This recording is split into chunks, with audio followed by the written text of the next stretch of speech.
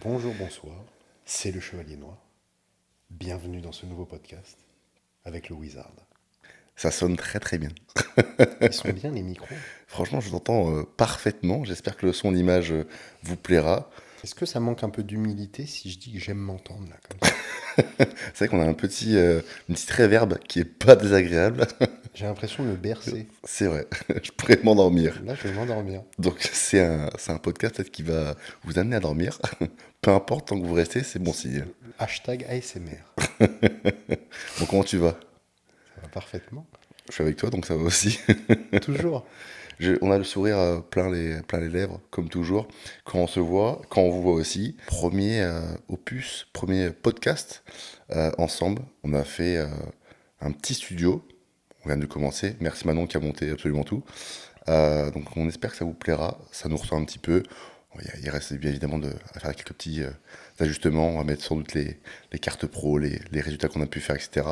Mettre notre petite touche. Mais en tout cas, on a voulu commencer à faire ce podcast ensemble. Maintenant, Batman est arrivé il y a quoi, 4 semaines maintenant? Puis le 16 mai exactement. Donc il y a beaucoup de choses qui ont changé déjà depuis. Oui, un accident de voiture. Mais voilà, quoi, la routine, quoi. C'est- Moi, je viens avec mes malédictions, en fait. Ça a été juste la continuité de ce que Oui, tu avais voilà. en France, quoi. Dans la vie, il faut rester régulier dans ce qu'on fait. Donc, je garde ma régularité, ma continuité. Donc, Des belles petites frayeurs, mais finalement, hein, c'est pas, non, je vais pas dire c'est pas si mal que ça. Peut-être pas non plus, mais non, ça va. finalement plus de peur que de mal. Juste 3200 euros, ça va. C'est quoi 3200 C'est euros dans sûr. une vie? On n'est pas à 3 800 € près. C'est rien. C'est rien. Donc bref, donc finalement aujourd'hui un petit podcast où on va parler un peu de tout, le changement que j'ai pu avoir depuis quasiment un an maintenant, depuis notre arrivée au Canada. Batman qui lui est arrivé il y a un peu moins de 4 semaines, donc il pourra expliquer aussi un peu ce qui a changé pour lui, pour nous, mais en général ce qui a à venir. Je pense que ça devrait être pas mal, on va imbriquer sur d'autres sujets et pourquoi pas ce qui arrivera dans le futur. On a fait quand même pas mal de choix, pas mal de changements depuis ces dernières semaines avec Jérémy à propos de la team Beauty de manière générale. Tout se goupille comme on le voudrait, même peut-être encore mieux. Qu'on s'était fixé se suit. Le plan se déroule comme on l'avait prédit et prévu. Des petits aléas de la vie. Mais on s'adapte et au final, tout ce qu'on a annoncé depuis un an se réalise. Ouais, c'est fait et bien fait, je dirais. On aime se dire que la prophétie se réalise. Donc, ça va continuer. On fait tout pour. Prochaine compétition de Manon dans 4 semaines. Yes. J'ai une compétition aussi juste avant, dans 3 semaines, au Portugal avec Clio. Donc, toujours les mêmes objectifs. Les cartes pro, qualification pour Olympia, développer le business. La team Beauty. Et donc maintenant, c'est vrai que mon arrivée ici a permis de recentrer nos priorités. Donc maintenant, on a notre ligne directrice et on sait exactement où on veut aller. Là, c'est plus structuré. C'est vrai que c'est plus compliqué à distance, même si je pense qu'on a quand même bien fait les choses.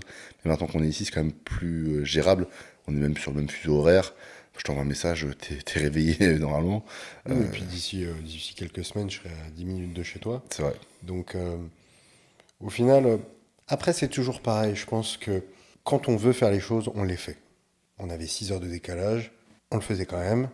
Quand on était en France, on était à extrême nord, à extrême sud, on le faisait quand même. En un an, on s'est vu 4 fois, hein. C'est vrai. Et c'est toujours vrai. Quand on cherche des excuses, on en trouve. Le fait de ne pas être sur le même fuseau horaire, oui, c'était quelque chose qui était assez handicapant pour certaines choses, mais on avait trouvé notre organisation aussi avec ce changement d'heure. Donc aujourd'hui, on est sur le même créneau horaire, et c'est à nous de nous réadapter au final, et donc refaire une organisation qui soit concordante avec nos emplois du temps. Et ça nous a pris 10 jours hein, pour la trouver. Et encore, ça nous a pris plus de temps parce que c'était beaucoup de changements aussi pour tout le monde, surtout pour vous. Et puis parce qu'on avait fait aussi une fin de prépa, on avait décidé de concourir. Donc c'est pareil, on se rajoute aussi des... On aime bien. Ouais, voilà, on a un peu des fumiers quand même, hein. Donc on se rajoute des difficultés. Et voilà, pourquoi faire compliqué quand on peut faire simple? En vrai, ça aurait pu être beaucoup, beaucoup plus simple. On a décidé que ce soit plus compliqué. Finalement, ça s'est bien goupillé comme ça, et on n'en retient que le positif. Ouais, parce que faut pas le oublié de le faire remarquer, mais donc Batman ici, avec son fils et sa femme, Et mes chiens. et tes chiens, c'est vrai, Astral et Arès, ils sont quand même partis donc, de Perpignan pour revenir ici, En et passant par Paris. en passant par Paris, c'est vrai. Il a décidé de venir ici, d'avoir un peu été par sa femme, qui a été prise, sans jamais avoir visité le Canada, et encore moins l'Ontario, juste par confiance en moi et en projet, au projet qui est la Tumbuti, c'est quand même sacrément couillu, parce qu'il aurait très bien pu le faire, continuer de le faire en France. Mais avant toute chose, parce que j'ai confiance en moi. Hmm. Tu vois, souvent, quand on prend une décision, qu'elle soit bonne ou mauvaise, si ça fonctionne, bon, bah, on va se dire, ah, j'ai bien fait de prendre ce choix. Et quand ça fonctionne pas, on va se dire, ah bah, tu vois, je t'ai suivi et tout. Non. Dans les deux cas, au même titre qu'une relation entraîneur, équipe de foot, coach, athlète, si ton coach te dit de prendre 3 grammes de traîne, tu les prends. Si tu Ouais, les as pris, c'est ta responsabilité, c'est gros. ça, c'est ça. Oui, ton coach est responsable de t'avoir dit ça. Mais c'est qui t'a fait l'injection? C'est vrai. C'est toi ou ton chien? C'est toi. Hmm. Donc ne remets pas la faute sur ton coach. Ton coach est un abruti. Mais toi, tu l'es encore plus de l'avoir fait. Je suis d'accord. C'est la phrase qu'on entend depuis qu'on a 5 ans. Si je te dis de sauter par la fenêtre, tu sautes. Ben voilà. Mais c'est pareil ici. C'est moi, en mon âme et conscience, qui a pris la décision de te rejoindre. Parce que j'ai confiance aussi en mes capacités et en moi. Hmm. Évidemment que j'ai confiance en eux. Mais si je pars à l'autre bout du monde en me disant Vincent est mon sauveur, Ouais, j'espère que j'espère que il va me payer mes courses et quoi, c'est fini. tu fais rien. Tu fais rien. Dans l'ordre de confiance, c'est déjà une confiance en moi. Et ensuite, confiance en notre relation, confiance en toi, confiance en ce projet, tu vois. Hmm. De manière générale, on oublie cette première case. Ouais. Et c'est pour ça qu'il y a beaucoup de parties d'échecs. Mm. Et qu'après, ces mêmes personnes refoulent leur échec. Ça, après, sur c'est, la après, c'est c'est une partie de ping-pong de à qui est la faute. Hmm. Ah non. Et au même titre que quand une relation est saine et quand justement on a assez de recul pour avoir cette vision objective des choses, quand on réussit, tout le monde réussit. Quand on échoue, tout le monde a sa part de responsabilité. Dans une dispute, chacun a ses torts. Dans une tromperie, chacun a ses torts. Dans une trahison aussi. C'est toujours pareil. Il faut avoir assez de recul et assez d'humilité pour se dire, ok, quelle est ma part de responsabilité dans cet échec? Et quelle est ma part de responsabilité dans cette victoire? C'est toujours pareil. Quand je vois des coachs, ils disent, ouais, j'ai gagné une carte pro, c'était pas toi sur scène. Hmm. Et au même titre qu'un athlète qui dit, ouais, c'est de la faute de mon coach, comme je disais, bah non, t'as aussi ta part de responsabilité. Surtout qu'on ne connaît pas forcément tout en vérité. Exactement. Comme tu l'avais. Je crois que c'est Manon qui avait dit cette phrase. On est toujours le méchant dans une des histoires. Dans une des versions de l'histoire. Parce que une histoire, deux versions. Voire plus de versions. Pour revenir à ce déménagement au Canada, c'était un projet commun avec des responsabilités personnelles Les communes aussi, des fois. et communes. Mais comme dans un couple, on reste 3 entités. Toi, Vincent, moi, Jérémy, et notre relation. Et parmi cette relation, on a encore plusieurs entités. Amis, business, coach athlète, tu vois, Mais manager. c'est là où je veux insister aussi sur le fait que pourquoi ça fonctionne. C'est un peu comme à l'image pour Manon et moi. C'est que, bah, comme tu l'as dit, on a des entités qui sont différentes, qu'on respecte et qu'on sait faire la part des choses à chaque fois. Des fois, on peut déconner pendant 2 heures, parler de tout et de rien, et switcher au bout d'une minute à l'autre, business, et on parle que de ça. On sait vraiment faire la part des choses. On n'a pas de retard, tu vois. Non, parce que, alors certes, on a des valeurs communes dans toutes ces entités, qui nous aident justement à avoir une cohérence, à avoir une ligne directrice dans la relation de manière générale.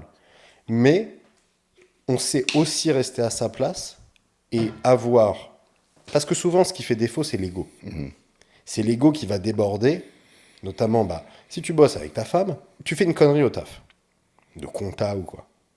Forcément, bon, ça fout tout le monde dans la merde. Mais une fois que tu rentres à la maison, tu fais toujours la gueule. Non.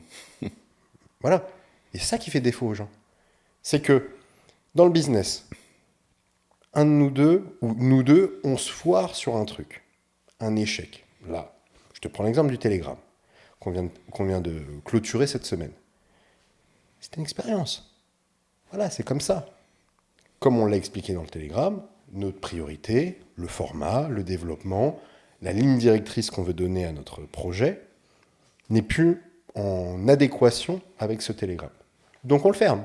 C'est une décision. Alors, c'est comme tout, il n'y a que ceux On qui ne font l'assume. pas qui peuvent Bien pas sûr. rater, entre guillemets. On assume cette décision, pas de problème.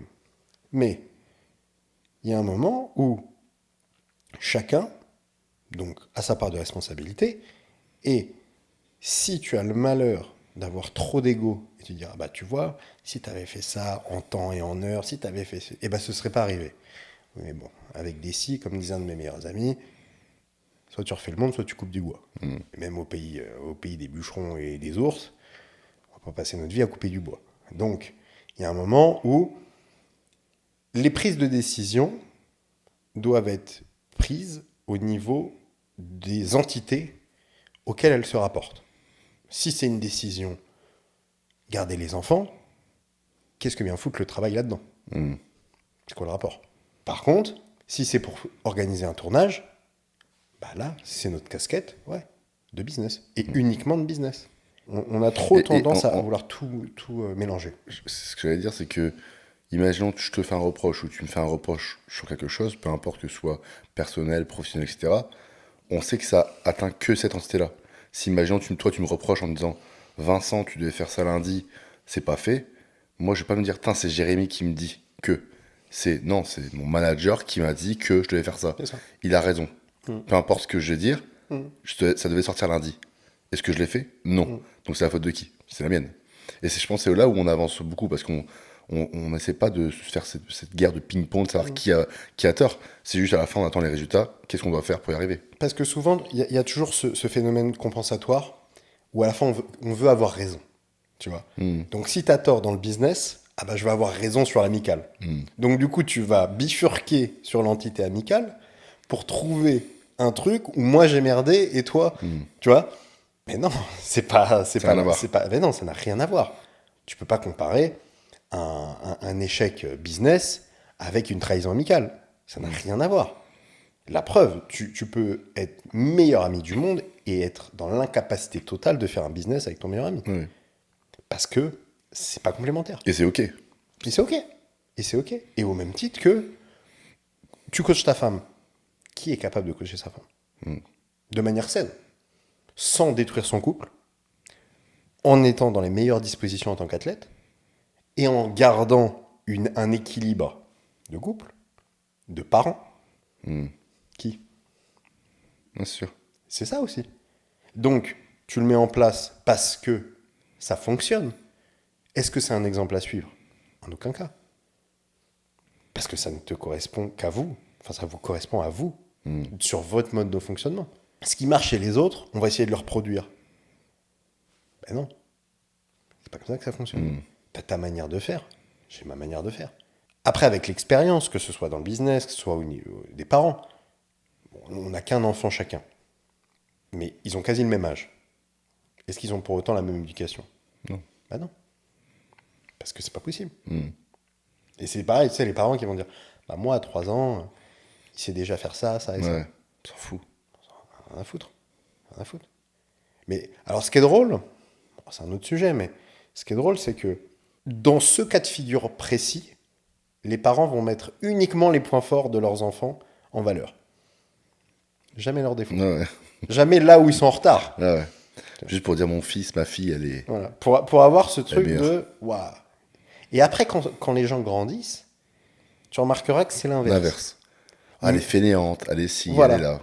Mais ça marche aussi pour eux-mêmes. C'est-à-dire que, et moi dans le business, notamment en consultation, ou même quand je discute avec des entrepreneurs, je dis vas-y, pitch-moi ton projet. Et bien les gens me disent avant tout ce qu'ils ne font pas. Ou ce qu'ils doivent améliorer. Tu me vends très mal, tu me vends très mal ton tapis. Là. Ça commence mal. C'est vrai que là-dessus, évidemment que on va mettre nos points forts en avant, mais on est conscient aussi de nos points faibles. Après, la question est, est-ce que ça vaut le coup de mettre à niveau ses points faibles pour avoir un certain équilibre surtout, ou est-ce que ça vaut pas mieux d'augmenter ses points forts? Ça, c'est un sujet super intéressant et je l'ai entendu en plus encore une fois hier. La première fois que j'ai entendu parler, c'était par rapport à la préparation du Usain Bolt, où il y a beaucoup de préparateurs qui disaient à Usain Bolt, entre guillemets, d'amurer ses 40 premiers mètres, parce que c'est là où il était le plus faible. Et à l'inverse, son coach actuel lui a dit, non, non, mais ta force, c'est après les 40 mètres, c'est là où tu commences à courir vite. Donc, deviens plus fort ici. On n'a pas tous la structure de Ronnie Coleman, de Quinton, qu'on côtoie à tous les jours à la salle, d'Antoine Vaillant. Ben non, il suffit pas de faire du bodybuilding pour être ces gars-là. Il faut la structure, il faut la génétique, il faut une multitude de choses qui font leur unicité. Est-ce que j'ai la capacité de prendre 30 kilos de muscle? Je crois pas. Je ne crois pas. Et même si je le veux, je pense que je suis incapable de le faire. Toi, est-ce que tu es capable de le faire? Un peu plus, je pense. Est-ce que Manon est capable de le faire? Certainement plus. À 100%. Et c'est là où, du coup, tu te dis, ok, quels sont mes points forts? Et en fait, ça s'arrête là. Pourquoi tu viens chercher à combler la case, quels sont mes points faibles? Non. Arrête-toi à quels sont mes points forts. Ok. Quels sont-ils? Eh ben, je vais encore les améliorer. Voilà, Tom Platz avec ses jambes. Voilà. Alors que Tom Platz, il était loin d'être dégueu sur le reste Ouais. du corps. Hein. Mais on se souvient de lui pour ses jambes. Et au final, ce qui fait de toi quelqu'un de mémorable, c'est pas ton équilibre. C'est ton unicité dans une catégorie. Tu vois? Et ça, pour le coup, dans le business ou même dans les relations, on essaie vraiment de ressembler à ce qui se fait. Tout ça pourquoi? Pour se rassurer. Avoir ce sentiment de sécurité que la voie est déjà tracée, donc on suit ce chemin. Et c'est sûr que tu te balades en forêt. Tu prends quoi comme chemin? Le chemin qui est déjà tracé? Ou tu viens avec ta hache? Bah non. Tu prends instinctivement le chemin qui est déjà tracé. Donc tu te fais influencer en fait par la trajectoire que tu vas prendre. Et c'est souvent celui qui te rassure. Évidemment, parce que tu dis, il y a un chemin, il existe ce chemin, donc je prends ce chemin. Par contre, si je te dis, non, viens, on va là-bas, gros, C'est la forêt là-bas. c'est la forêt. Mais c'est la forêt là aussi. Et dans la vie, c'est la même chose. On va dire, ah bah, tiens, ce chemin a déjà été tracé, donc je vais l'emprunter. Et si, sur ce chemin-là, tu as eu des champions, tu as eu des gars et des femmes incroyables qui ont réussi, ça te rassure dans le fait de dire, ah bah, je vais avoir la même destinée. Ouais, mais on ne parle pas de tous les gars qui n'ont pas réussi. Et on ne parle pas aussi de ceux qui ont réussi, tous leurs échecs. Ou Parce le que- temps que ça a pris. Est-ce que tu viens pointer du doigt uniquement tes échecs, uniquement tes réussites, le parcours en entier? C'est un tout, c'est un ensemble. Ça me fait penser à une question entendue. On dit souvent l'arrivée est mieux que la finalité est mieux que le chemin parcouru. Et donc la question c'était, est-ce que tu penses que la finalité est le plus important ou le chemin parcouru? Ça me fait penser à l'expression peu importe le flacon pourvu qu'on ait l'ivresse. Et une de nos expressions favorites, c'est aussi peu importe la méthode, tant que les résultats sont là. Et du coup, par mécanisme, les résultats viennent justifier la méthode. On vient mettre le coup de tampon méthode une fois que tu as la médaille autour du cou. Comment t'as fait? Bah oui. Ah bah j'ai fait comme ça. Hop, coup de tampon. Certification, méthode d'outil. L'évidence. Oui. Comme on aime le rappeler. L'évidence ne se proclame qu'une fois que c'est fait. Avant, il n'y a rien d'évident. Avant, ça reste de la pure spéculation. Et c'est marrant, justement, d'avoir ce recul où, la veille, t'es personne, le lendemain, t'es Dieu Saint-Père. 24 heures d'écart. Quel que soit le domaine d'expression, on retient que la finalité. Ça, c'est quelque chose qui est bien, parce que forcément, c'est aussi l'objectif de chacun. De gagner, de réussir, d'avoir du succès, etc. Mais je pense qu'on ferme les yeux trop sur les parcours. Et au final, on veut retenir uniquement ce qui nous rassure dans notre propre parcours. Notamment, par exemple, sur l'âge. Tu vas te dire, ah bah tiens, j'ai 25 ans, ah bah lui, à 25 ans, il bossait encore à McDo. Hmm. Et puis au final, il est devenu milliardaire à 34. Donc tu te dis, ah bah ça va, j'ai encore 9 ans. La même chose que les milliardaires qui n'ont pas de diplôme. Et tous ceux qui n'ont pas de diplôme. Ouais, Bah, mais regarde, lui, il est milliardaire. Et il a et réussi sans 50% diplôme. des mecs qui ont du CAC 40, ils n'ont pas de diplôme. Mais ils ont quel âge? C'est quelle époque? Ne compare pas ce qui est... Voilà, c'est Et impossible. combien de personnes pas diplômées qui gagnent pas leur vie? Oui, il y a des gens qui ont des doctorats et qui trouvent pas de boulot. Oui, C'est la même chose que fumer. Il y en a qui fument qui n'ont pas de cancer du poumon. Il y en a qui fument pas et qui en ont. ça je te l'avais déjà dit. On trouvera toujours de quoi argumenter sa propre thèse. Toujours. On viendra toujours trouver des arguments qui feront que tu as fait ce choix, tu as pris cette décision. Et donc, comme un publicitaire en fait, on est les propres marketeurs de notre vie.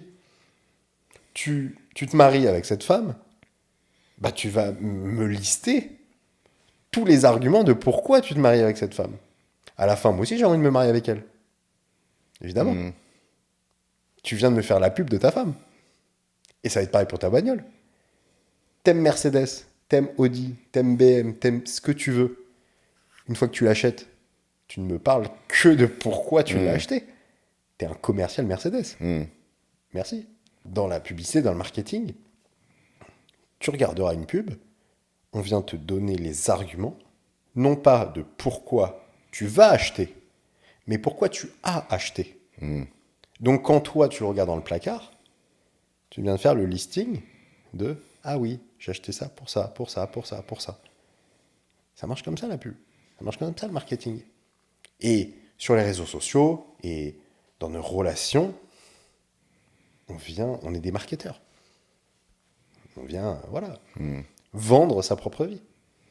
Donc, on a choisi le Canada. Et est-ce que j'ai choisi le Canada? Pas vraiment. Mais en vrai, je m'en fous. Quand je suis en voiture pour aller à la salle, tu me dis, là, t'es à Buenos Aires. Je te dis, ok. Je vais à la salle. Mais je vais à la salle, en fait. Ça n'a rien changé. Et ça, c'est un truc que je voulais parler un petit peu aussi sur le fait de changement de vie. Souvent, ça même en amont, bah ça, moi je suis pas quelqu'un de stressé, donc j'y ai pas pensé, mais plus Manon, même les gens en général m'ont posé la question, qu'est-ce que ça fait de déménager de la France ici? Est-ce que c'est dur? Ça va être super compliqué, en plus vous avez une maison, vous avez un enfant, vous avez une famille à côté.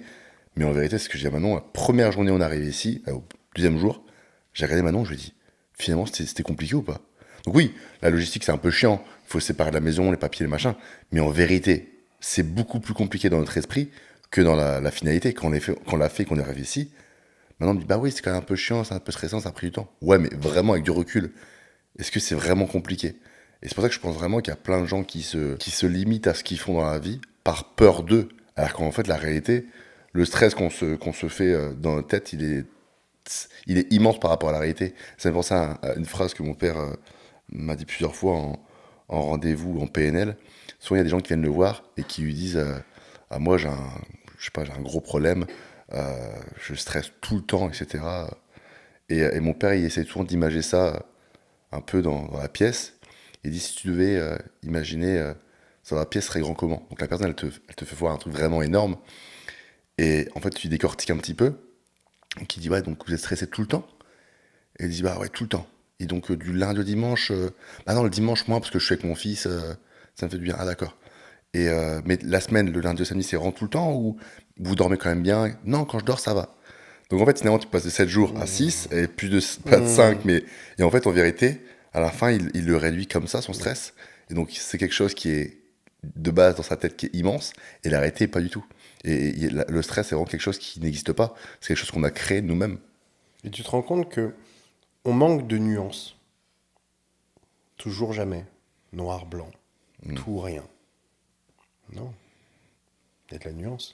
Ça me fait penser à une phrase de Gad Elmaleh qui disait la différence entre les Américains et les Français, c'est que les Français, c'est oui mais, et les Américains, c'est oui et. Intéressant. Intéressant. Et c'est vrai que si je prends l'exemple du bodybuilding, si tu mets 0,5 d'une molécule par jour, tu mets 0,7, c'est pas la même chose. Mhm.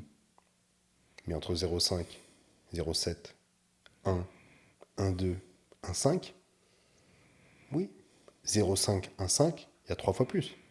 On est d'accord. Mais c'est de la nuance. Ça se joue à très peu de choses. Et donc, quand je le dis comme ça paraît évident. Je dis, bah oui, c'est 3 fois plus.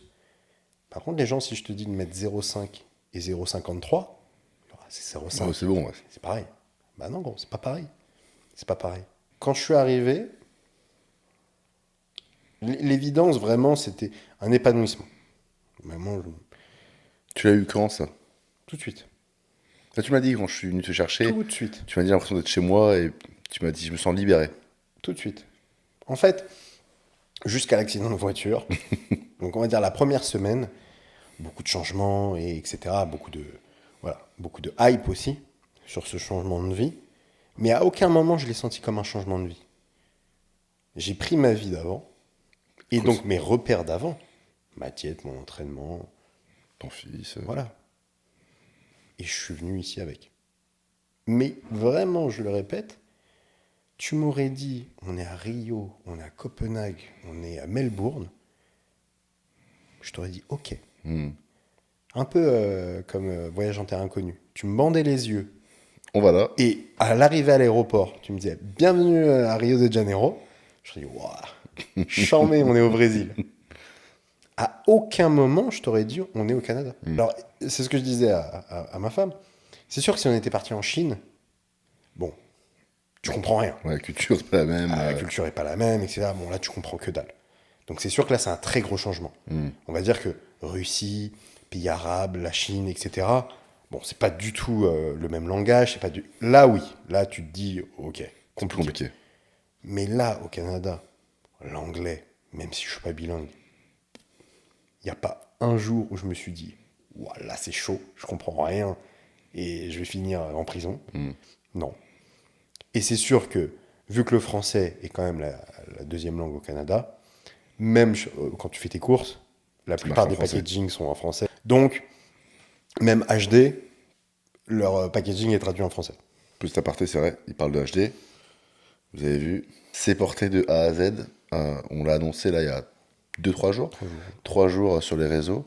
Mais on est heureux d'annoncer qu'on est sponsorisé par HD, un projet qu'on avait depuis longtemps, que moi j'avais en tête depuis 2019, pour être exact, dès mon premier passage au Canada. C'est chose faite. Évidemment, on vient d'arriver, c'est pas une finalité.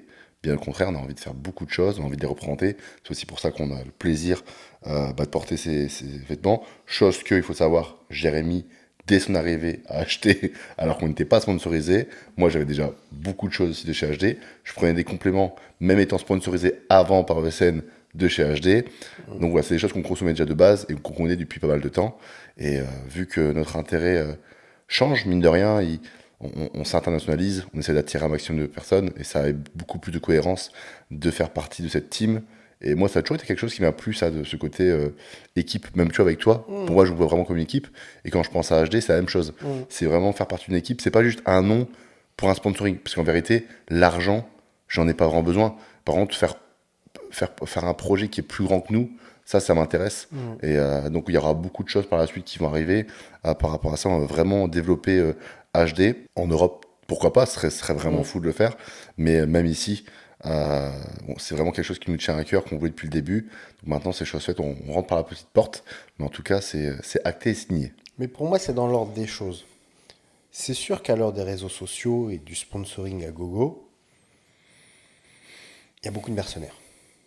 Et c'est un peu, bah, forcément, la course à la meilleure offre. Je te propose 300 par mois, moi je t'en propose 350, on va prendre 400, moi 500. Au final, tu vas signer au plus offrant. Sans regarder le produit, sans regarder matière première, sans l'éthique, les valeurs qu'il y a derrière. Pourquoi j'achète HD? Parce que je suis un bon Yankee. Marketing me parle, j'aime la marque, j'aime la porter. Est-ce que j'achète tout? Non. J'essaye, ça me va, j'achète. J'ai acheté 2 pots de whey, chocolat, beurre de cacahuète, coco. Pourquoi? Parce que j'ai goûté tous les parfums, je suis allé à l'accueil, je lui ai demandé un petit échantillon de chaque, j'ai tout goûté, j'ai gardé ces deux-là. Est-ce que si tu me files un pot sirop d'érable, je vais le prendre? Je vais dire, bon, c'est pas mon préféré. Tu vois. Ouais. Donc non. Et pour moi, c'est dans l'ordre des choses. D'abord, tu consommes une marque, parce que tu l'aimes. Et ensuite, tu es sponsorisé par elle. Mais si tu découvres la marque parce qu'elle te propose 1 200 € par mois, t'es un mercenaire. Ça n'a pas de sens. Donc ça veut dire que la prochaine, elle te propose 1 500. Toute part. C'est là où tu vois aussi, mine de rien, que ça rentre dans les chiffres, on était avec ESN, et on était mieux loti, entre guillemets, par ESN. Donc, c'est notre choix. On s'est dit, nous, on veut rentrer là, même si, évidemment, peut-être qu'on aura moins, parce qu'on est personne encore ici, on veut aller là. Mais c'est aussi dans l'ordre des choses. Parce qu'on consommait, parce qu'on aimait la marque, on la portait déjà, Voilà. etc. Et parce qu'on voulait faire partie de ce projet. Et donc c'est sûr que, ok, bah, comme quand tu commences un nouveau sport, tu recommences ceinture blanche. Faut pas espérer switcher d'organisation à une autre et avoir le même contrat. Bah non, ça marche pas comme ça. Là, tu retournes en bas de l'échelle et tu travailles pour gravir les échelons. Donc, très heureux, très fier de faire partie de cette team et surtout de ses valeurs. Je pense que c'est aussi ça qui a fait qu'on a choisi, parce que on aurait pu très bien rester sous bannière neutre. Hein. C'est vrai. C'était aussi un choix. Non. On a fait le choix, ok, de représenter cette marque, parce que les valeurs étaient cohérentes vis-à-vis de nos valeurs, vis-à-vis de la ligne directrice d'internationalisation qu'on voulait faire, et parce qu'en étant basé au Canada, une marque canadienne, dans la salle où on s'entraîne, C'est compliqué de faire mieux. voilà, il y a un moment où tous les athlètes sponsorisés par HD s'entraînent au pur pour faire du contenu derrière et pour représenter au mieux la marque. Tu pouvais pas faire mieux. Ça cochait toutes les cases. Il manque la case, oui, financière peut-être, mais elle viendra. C'est une évidence, bien sûr que ça viendra. Mais ça viendra pas tout seul. Donc, on va bosser pour. Je voulais revenir sur la saison de Manon, Ouais. vu qu'elle a concouru la semaine dernière à Toronto, dans 4 semaines à Vancouver. Une question qui a été posée justement sur la chimie. Tu es expert en bodybuilding féminin, on va dire, de manière globale. Et en story, tu avais mis un petit sticker. Vous pensez que Manon apprend combien de chimie par semaine? Les résultats étaient... Mirobolant. J'ai eu tout ou rien. J'ai eu rien. Là où là, j'ai répondu comme un message privé. Bon, bah, si elle pouvait rien prendre à ce niveau-là, ce serait fantastique. Mais j'ai eu aussi surtout l'autre extrême, avec des dosages vraiment faramineux, des 500, 600, 800 mg par semaine. Où là, je me suis dit, attends, est-ce que c'est du troll? Mais vu que j'en ai reçu quand même pas mal, je me suis dit, je crois que c'est pas du troll, tu vois. Et la problématique, c'est comme récemment, j'ai des athlètes qui sont rejoints aussi l'équipe qu'on n'a pas encore forcément annoncé. Et j'ai pu voir des backgrounds, même en parlant avec des athlètes, hein, tout simplement, hommes et femmes, je me rends compte que bah, des fois, je suis vraiment très loin de savoir ce qui se passe à côté. Et en fait, donc ces chiffres-là, je me suis rendu compte que c'était pas pour du troll, c'était vraiment des dosages que bah, des femmes prenaient. Et donc je voulais remettre un peu l'église au milieu du village. On avait fait une vidéo où j'avais parlé de l'avant-préparation, comment j'imaginais la préparation de Manon, comment je l'avais orchestrée, avec un plan bien précis. Donc ce plan a un petit peu changé, évidemment, on le réajuste, hein, c'est ça être coach aussi. On peut pas savoir ce qui va se passer exactement, mais j'avais une ligne directrice qui est restée plus ou moins toujours la même. Elle a sans doute plus progressé que ce que je pensais encore. Donc ça, c'est encore un autre point qu'on pourra parler. On fera une vidéo directement là-dessus, où je rentrerai vraiment dans les détails de la chimie Manon, de tout ce qu'on a pu faire dans la diète, dans le cardio, etc., dans l'entraînement. Il y a vraiment beaucoup de choses à parler. Ça va être super intéressant et vous pourrez vraiment comparer le avant et pendant la préparation. Donc là, comme a dit Jérémy, on a fait Toronto donc le week-end dernier. Dans 4 semaines, il y aura Vancouver. Je crois que 3 semaines plus tard, il y a Tampa, il y a Sasquatch et on a une autre.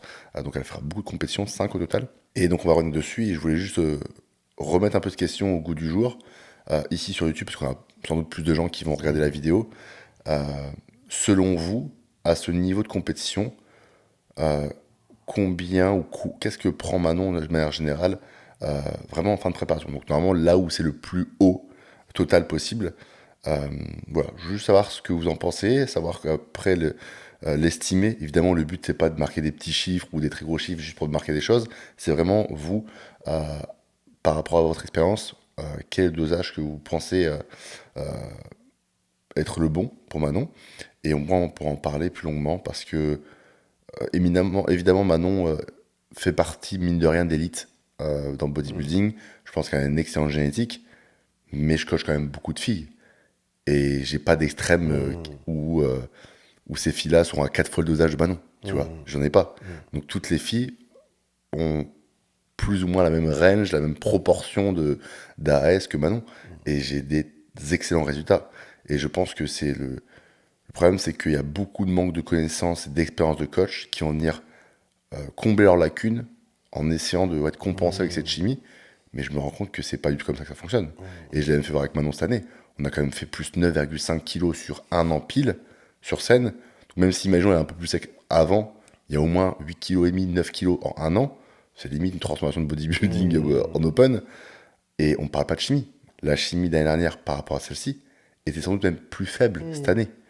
Même par rapport à 2 ans. Donc ce qui s'est passé, c'est pas lié à la chimie. C'est lié au off-saison et on pourra en parler plus longuement. Et je pense que c'est pour ça qu'il y a plein de gens qui maintenant voient les transformations et s'imaginent et se rassurent en disant non, mais c'est la chimie ou ils ont des excellentes génétiques. Mais je me rends compte avec mes filles et pas qu'avec ma mère en général. C'est pas la réalité. Et je pense qu'on essaie souvent de se rassurer et comme tu disais tout à l'heure, trouver la faute. Dire ah non, mais c'est pas ma faute, moi j'ai pas une bonne génétique ou je sais pas, j'ai pas le bon coach par exemple. Et c'est pour ça qu'il y a plein de gens qui prennent des coachs super connus parce qu'ils pensent qu'avec lui, ça va être l'évidence parce qu'il va sortir un protocole magique. Et en vérité, c'est pas ça. Il passe à côté de quelque chose. Donc on va en parler plus longuement, mais je suis vraiment intéressé sur le fait d'avoir votre opinion par rapport à tout ça. Ça sera vraiment intéressant. On pourrait même faire venir Manon pour en parler aussi, mais je pense que jusqu'à maintenant, j'ai toujours été très honnête sur absolument tout et encore plus sur la chimie. On rentrera vraiment dans les détails. Si vous avez des questions aussi pour Manon, n'hésitez pas à les poser. Au moins, vous verrez vraiment le gratin du haut niveau. Parce que souvent, on entend beaucoup de rumeurs sur les- les- l'élite mondiale, et je pense qu'on est vraiment à côté de la plaque. Mais ces rumeurs sont fondées aussi. Oui, il y a certains cas aussi Il y a qui certains sont... cas où, voilà, c'est... Mais est-ce que ces personnes-là pourraient faire avec moi, par exemple? J'ai toujours tendance à dire que quoi qu'il arrive, tu ne peux faire qu'une chose à la fois. Et cette chose, je déteste par exemple l'expression c'est partie remise. Non, c'est une nouvelle partie. Il n'y a jamais de partie remise.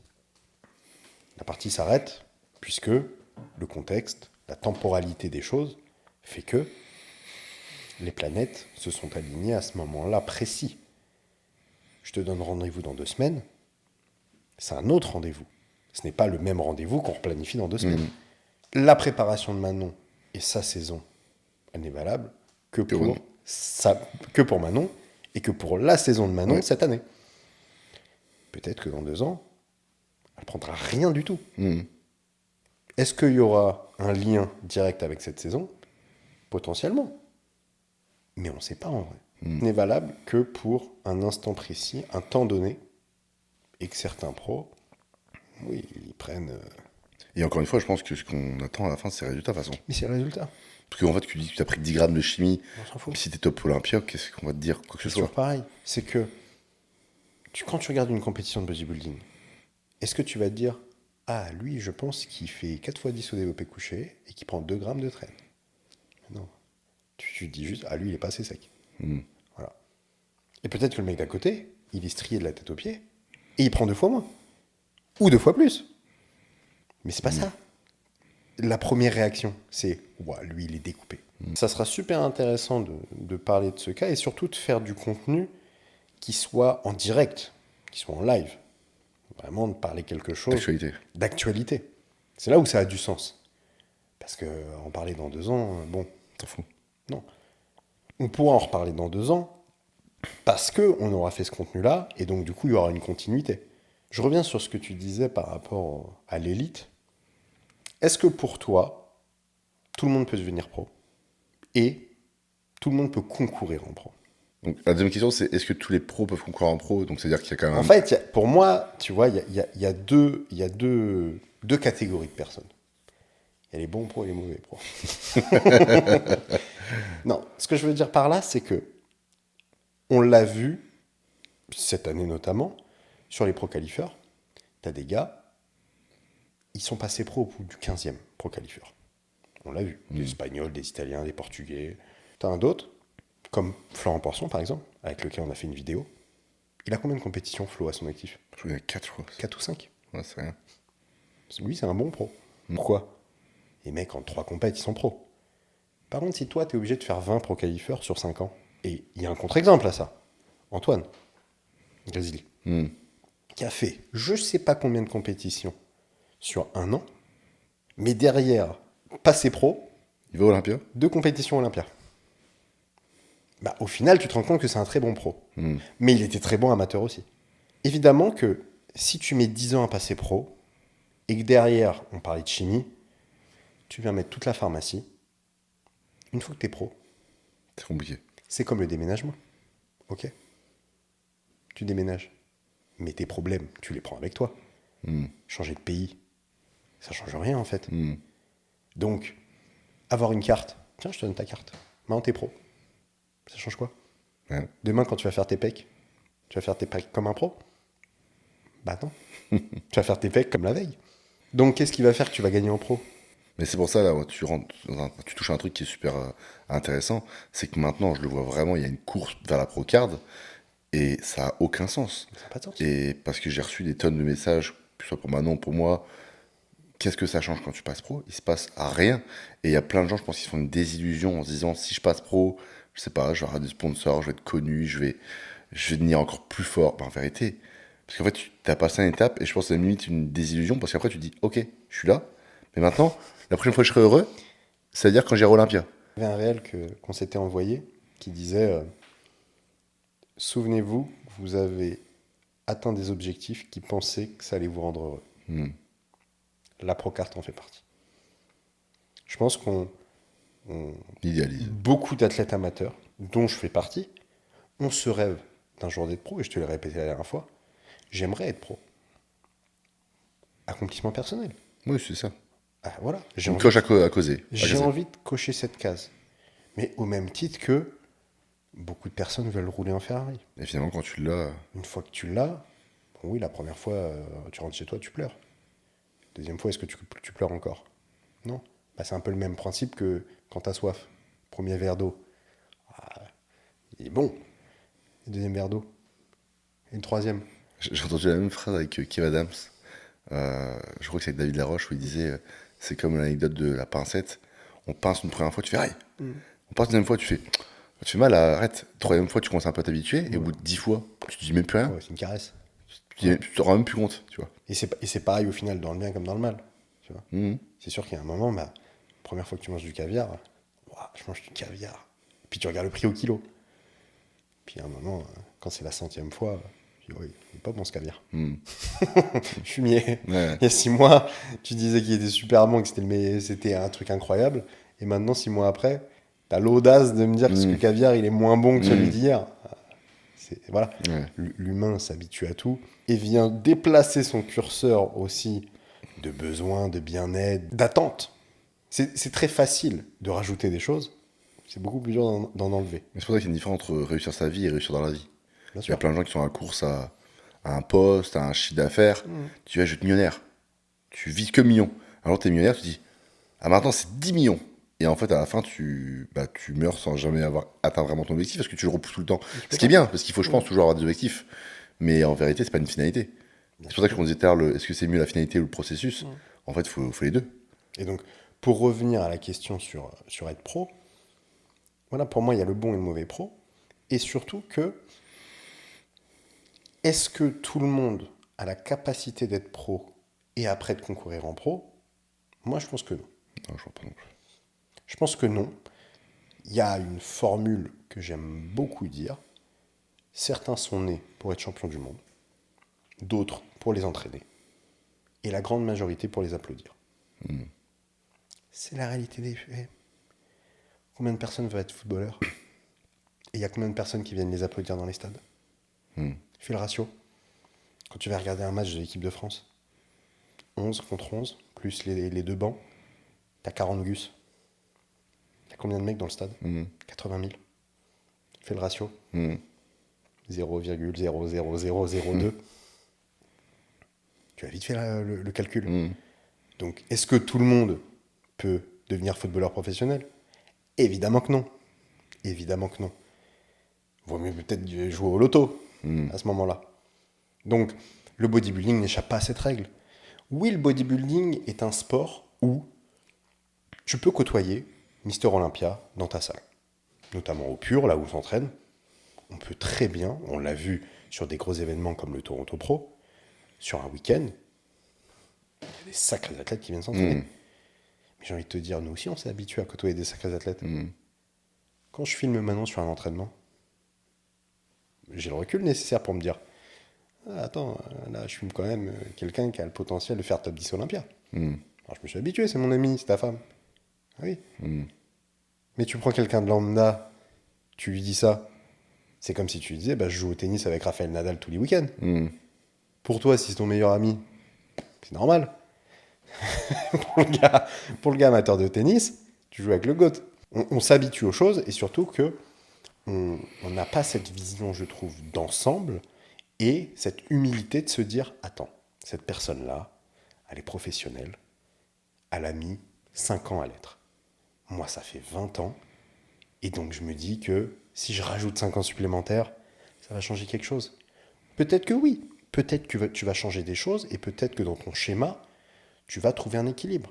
Mais si ça fait 20 ans que tu reproduis la même chose, que tu as toujours le même résultat, faut pas s'attendre à un truc incroyable. Il y a de grandes chances que dans 5 ans, tu sois pareil. Ça ne bougera pas. Il y avait cette phrase incroyable de Jacques Brel qui dit « Les gens passent leur vie à attendre alors qu'il ne se passe jamais rien ». Ça résume beaucoup de vie, malheureusement. Et c'est pour ça que, pour la petite anecdote, je réserve tout pour le Canada. Puisque je m'étais fixé comme deadline 6 mois de visa touriste par rapport aux dates d'Olympia. Je réserve tout le dimanche. Le lendemain, on est tiré au sort. Et c'est là où j'ai trouvé cette formule. Il fallait agir pour avoir. Et je pense que ça, c'est applicable à tout. Il faut agir pour avoir, mais il faut aussi avoir cette faculté d'adaptation, comme tu disais, en tant que coach, en tant qu'humain, pour, suivant les événements, ok, le petit curseur là, tu le bouges. Hop, là tu t'adaptes. Ah, là tu t'ajustes. Et tu ne peux pas reproduire quelque chose qui a marché à ce moment précis avec quelqu'un d'autre ou dans ta vie ailleurs. Non, ça ne marche pas comme ça.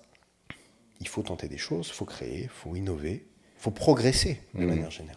Je vais en profiter pour répondre à la question. Est-ce que tout le monde passait pro? Et la deuxième question qui s'enchaîne, c'est est-ce que tous les pros peuvent concourir en pro? Donc je vais dire oui et non, dans le sens oui, parce que je crois en l'humain et je pense qu'il y a beaucoup de gens qui vraiment se rassurent à chaque fois ou se lamentent derrière leurs lacunes, leur mauvais environnement, leur mauvaise génétique. Et je suis pas vraiment pour ça. Je pense que je suis quelqu'un qui est vachement optimiste et qui pense pouvoir toujours faire mieux. Après, évidemment, c'est un sport qui est quand même vachement porté sur la génétique. Sans doute le sport qui a le besoin de plus de génétique pour devenir compétitif. Donc non, pas tout le monde peut passer pro et encore moins tous les pros peuvent aller concourir chez les pros. Et en plus de ça, c'est le fait que je pense vraiment que peu de gens ont le mental pour concourir en pro ou même devenir pro. On a tendance à chercher ce qu'il y a de plus facile, d'aller chez le coach qui est le plus à la une en ce moment, par facilité en vérité. Mais quand tu prends vraiment tous les professionnels ou les mecs qui sont Olympia, quoi que tu dises, peu importe ce qu'ils prennent, leur quotidien, souvent les mecs, ils vivent que pour ça. Donc tu vois ce que tu as envie de voir, comme c'était les points forts et les points faibles. Donc les qualités, c'est bien, il est Mister Olympia ou il est top 5, il est musclé, il y a une belle femme, je dis mais s'il gagne de l'argent. Mais est-ce que tu vois tous les à côté le mec qui ça se peut, c'est il y a 25 ans, il n'est jamais sorti de sa vie, il a passé sa vie au bodybuilding. S'il est heureux comme ça. Ouais, mais c'est ça. Il y a des gens qui veulent ce statut sans avoir ses à côté.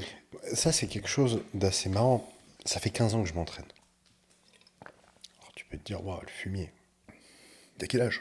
T'as quel âge? Aragorn. 99. Waouh, incroyable. Ça fait 15 ans que je m'entraîne.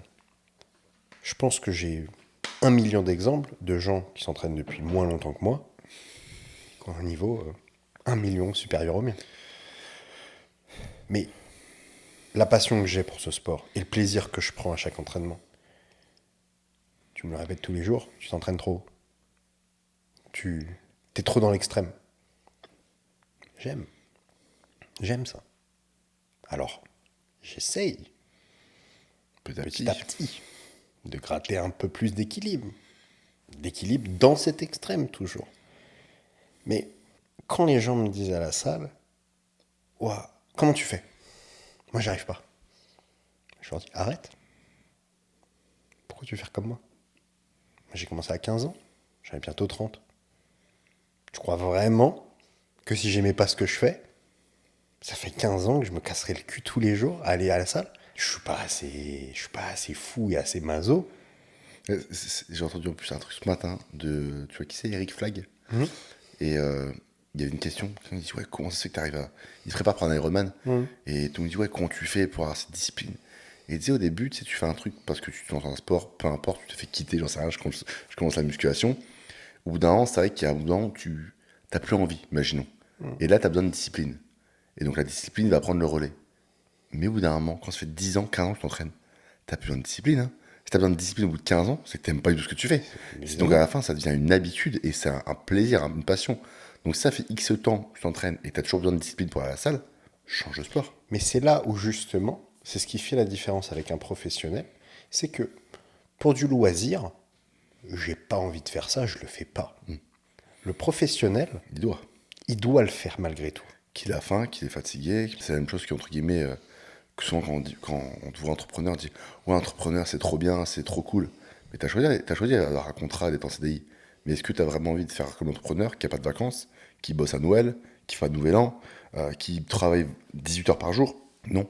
Donc, être professionnel, c'est faire ce qu'on n'aime pas faire. C'est ça être professionnel en vrai. Et c'est d'ailleurs, dans le football, tu as des multitudes d'exemples de joueurs qui avaient un potentiel incroyable, de meilleurs joueurs du monde, mais qui ne faisaient pas les efforts à côté. De récupération, d'entraînement, de nutrition, de rigueur et de discipline, comme tu le disais. Et donc la discipline, c'est ce qui fait que tu es professionnel. Parce que tu la mets en œuvre, non pas sur ce que tu aimes, c'est facile de faire ce qu'on aime, mais sur ce que tu n'aimes pas faire. Et à partir de là, tu es un bon professionnel. Parce que je parlais du bon et du mauvais professionnel. Le mauvais pro, c'est celui qui est né pour ça, mais qui derrière reste sur ses acquis. Et on en connaît plein. Des talents gâchés. Où au final, les gars sont nés avec 55 de tour de bras. Est-ce que c'est à lui que tu vas demander comment avoir 55 de tour de bras? Ben non. Mais un athlète professionnel, c'est ce qui fait que, à l'image d'un Ronnie Coleman, tu passes de 13e à Olympia, à 8 fois Mister Olympia de suite. Voilà. Et t'en as d'autres qui étaient des excellents professionnels, mais il y avait meilleur qu'eux. C'est ça aussi le sport. Je te rejoins là-dessus, tu vois, sur cet aspect de discipline. La discipline sur ce qu'on n'aime pas faire. Pour moi, c'est ça être professionnel. Je crois que c'est Tyson qui disait cette phrase-là. Le plus dur, c'est pas de faire ce qu'on aime, c'est de mettre la même intensité, la même abnégation dans ce qu'on n'aime pas faire. Bien sûr. Bien sûr. Notamment à l'entraînement ou la diététique, le secret réside, et la réussite réside, dans ce que tu n'aimes pas faire. Il faut aussi trouver dans quoi tu trouves ton épanouissement. C'est-à-dire que certaines personnes trouvent leur épanouissement uniquement dans le résultat. Notamment si on prend l'exemple de l'argent, quel que soit le moyen de faire de l'argent, tant qu'ils font de l'argent, ça va, ils sont épanouis. T'en as d'autres, ils ont besoin d'avoir le processus créatif, d'être à la genèse du projet, de l'idée, de monter le projet, et au final, que ça fasse pas grave, parce qu'ils prennent leur épanouissement dans tout le processus, voilà, dans la création. T'en as d'autres, ils aiment être les têtes d'affiche. D'autres, rester dans l'ombre. Chacun trouve son épanouissement. À partir du moment où tu trouves cet épanouissement, je pense que, et ça rejoint ce qu'on disait sur les points forts. Si ton point fort, justement, c'est dans tout le processus de création, par exemple, et que tu choisis un coach avec un relationnel où c'est fais et tais-toi, tu seras malheureux. Parce que ton point fort qui est de t'investir dans ta propre programmation, elle n'est pas épanouie. Et c'est pour ça aussi, mine de rien, qu'on attire ce que l'on est et que même mes clients actuellement n'ont jamais été aussi bien en termes de transformation, etc. Parce que j'attire vraiment ce que je suis. Donc ce qui fait que quand je communique, parce que j'aime communiquer, je suis humain, je suis avec des personnes qui aiment aussi la communication. Il y a des coachs qui vont être très connus, ça va être un marche ou crève, Mais ce genre de coach vont attirer des clients qui sont beaucoup plus militaires, qui, avec moi, peut-être ne fonctionnera pas du tout. Ça ne fonctionnera pas. Parce que ni l'athlète, ni toi ne sera dans les meilleures dispositions pour, comme on le disait, amener l'équipe sur un haut niveau de performance. Et c'est pas la faute ni du coach ni de l'élève, c'est juste que les deux ensemble ne fonctionnent pas. Tu peux pas, il n'y a pas de complémentarité. Ils s'entendent pas. De toute façon, une équipe, elle est basée soit sur de la complémentarité, donc sur deux phases opposées qui viennent s'imbriquent faire un peu. un ensemble, soit sur des similitudes, des points communs. On est amis parce que on aime le Seigneur des Anneaux. On est amis parce que on a les mêmes valeurs. Mais on est aussi amis parce que on a des caractères Différents. qui sont différents, des approches qui sont différentes. On le disait dans notre couple, toi et ma femme, pour le coup, vous ressemblez beaucoup. Et Manon et moi, on se ressemble beaucoup. Et c'est pour ça que ça fonctionne. Mais si tu nous mets ensemble avec Manon, ouah, Ils vont se retuer. mais c'est qu'on s'entretue parce que, en fait, tu mets deux lions dans la même cage. Donc ça peut pas fonctionner. Tu as besoin, justement, d'avoir un équilibre dans la complémentarité. Mais c'est aussi qu'on s'entend bien parce qu'on a ces similitudes et que du coup, on a des points communs. Ouais. Et tu ne peux pas être que opposé parce que sinon, bon, bah, tu perds le fil. Mais tu ne peux pas être que similaire, sinon, en fait, tu vis avec ton double. Et si tu vis avec ton double, tu vis avec tes points forts. Mais tu vis aussi avec tes défauts. Ouais. Et ça, c'est très compliqué. Parce que forcément, chez l'autre, tu viens chercher ce qui vient te compléter. Et ce qui vient compléter, combler ta propre personnalité. Je retrouve chez toi ce qui me manque. Et inversement. Ouais. Tu vois. Et ça va être pareil avec ta femme, ça va être pareil avec tes amis. Certains ont des besoins, comme on le disait, de discipline et de soldats. On en connaît. Ils ont besoin d'avoir cette discipline des soldats. D'autres, ils ont besoin de plus de flexibilité. Si tu ne t'adaptes pas, ça ne peut pas fonctionner. Parce que si tu viens mettre de la flexibilité à un soldat, il est paumé.